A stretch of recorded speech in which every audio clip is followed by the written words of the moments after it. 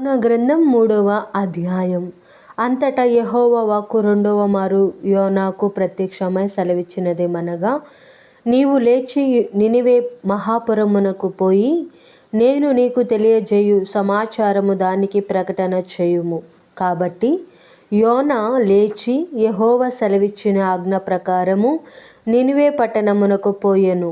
నినివే పట్టణము దేవుని దృష్టికి గొప్పదై 3 దినముల ప్రయాణమంత పరిమాణము గల పట్టణము. యోనా ఆ పట్టణములో 1 దిన ప్రయాణమంత దూరము సంచరించుచు ఇక 40 దినములకు నినివే పట్టణము నాశనమగునని ప్రకటన చేయగా, నినివే పట్టణపు వారు దేవుని యందు విశ్వాసముంచి ఉపవాస దినము చాటించి గనులేమి అల్పులేమి అందరును గోనెపట్ట కట్టుకొనిరి.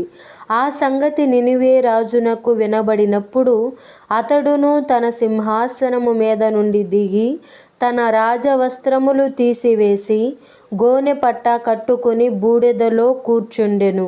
మరియు రాజైన తానును ఆయన మంత్రులును ఆజ్ఞ ఇయ్యగా, ఒకవేళ దేవుడు మనసు త్రిప్పుకొని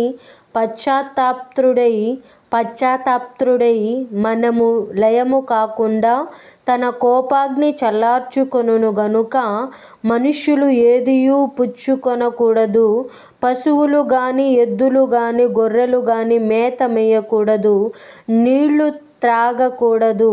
మనుష్యులందరూ తమ దుర్మార్గములను విడిచి తాము చేయు బలాత్కారమును మానివేయవలెను.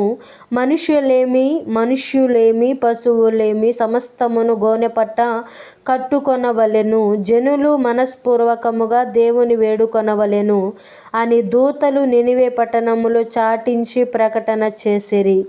ఈ నినివే వారు తమ చెడు నడతలను మానుకొనగా, వారు చేయుచున్న క్రియలను దేవుడు చూచి పశ్చాత్తాపృడై వారికి చేయుదునని తాను మాట ఇచ్చిన కీడు చేయక మానెను.